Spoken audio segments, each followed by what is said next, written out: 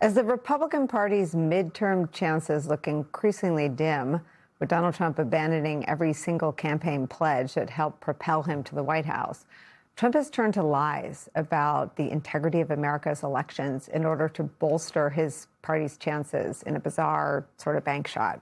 The Associated Press is reporting that at a Republican retreat earlier this week, as members of Donald Trump's own political party begged him to focus on the economy and pocketbook issues, Donald Trump begged them to pass restrictive voting legislation instead, based on his lie that he didn't actually lose the 2020 presidential election to Joe Biden. Donald Trump calling for legislation to ban mail-in ballots, saying this, quote, "It'll guarantee the midterms. If you don't get it, big trouble," end quote, whatever that means.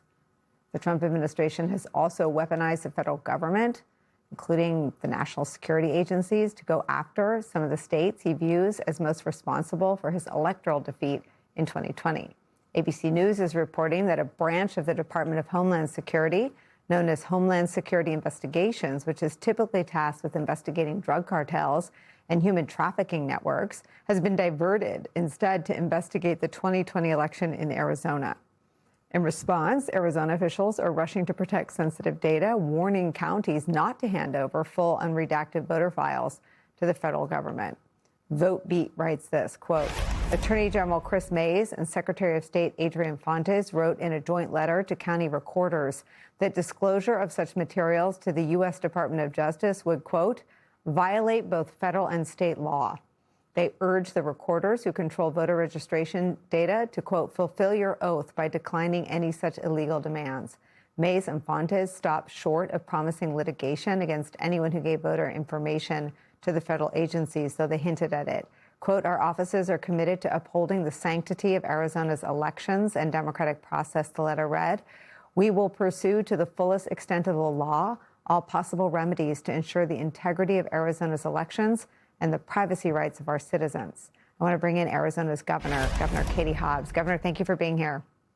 Thanks for having me. How weird and surreal is it to be protecting an election result when literally all of Donald Trump's political allies were in office at every level? Not that that should matter, but it is a fact. And his close political allies came in and audited the election. I mean, he had political allies in the state legislature. What is this reach into Arizona's elections really about, in your view? Well, I feel like I'm having deja vu. We're seeing the same playbook that we saw in 2020, where leading into the election, the president tried to sow doubt and undermine voters' confidence in the systems. And then, obviously we saw play out Arizona becoming ground zero for these election integrity conspiracies. These election results were litigated multiple times. They were investigated, reviewed, audited, if you can call it an audit, so many times, only to find out that the election results were actually the election results, and Donald Trump actually lost. I was Secretary of State then. I stood up to defend the will of the voters over and over again. We're back in that place. We have to do that again, unfortunately. And you mentioned, all of the issues that are facing Americans, people wanting the president to focus on the economy. And instead, we're focusing on this election that happened 5.5 years ago. And, I think what's really concerning to me, I'm in a race for re-election right now. And my very likely opponent is not just an election denier, but one of Donald Trump's chief election deniers. He's in Congress. He helped organize January 6th. He sought a pardon for his role in that. He has defied congressional subpoenas. And he said that on day one, he will get to work overhauling our election system that doesn't need overhauling, just to continue to gain Donald Trump's favor. And that is alarming. It means that this election is not just important for Arizona, it's important for the country. And I'm going to continue to stand up for democracy. I hope folks will join me in that, to go to katiehobbs.org to find out how to do that. But why are we back here? Why are we doing this again? If the president would just focus on the issues that matter to Americans, he wouldn't have to cheat at elections to win. It's interesting. I mean, Bill Barr, his handpicked attorney general, Liz Cheney, who supported him until the insurrection on January 6th. I mean, all sorts of prominent, nationally recognizable Republicans have attested to the fact that the election conspiracies are, Bill Barr called them BS.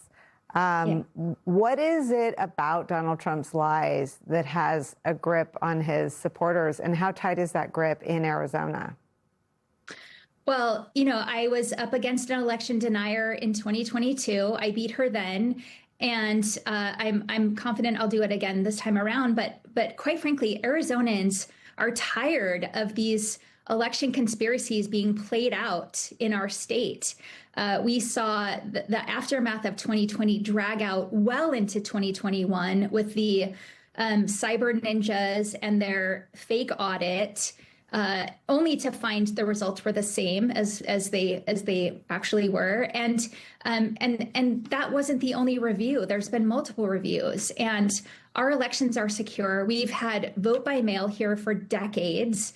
It was ushered in by a bipartisan legislature led by Republicans. 85% of our voters utilize it, and it's been incredibly successful and secure. And I'm going to continue to defend that by vetoing legislation that aims to curtail that and ensure that eligible voters in Arizona are able to participate in our elections. Governor Katie Hobbs, thank you so much for your time today. Unfortunately for you, I think this conversation will continue over the coming months. We appreciate you being here. Thank you. Thank you. When we come back,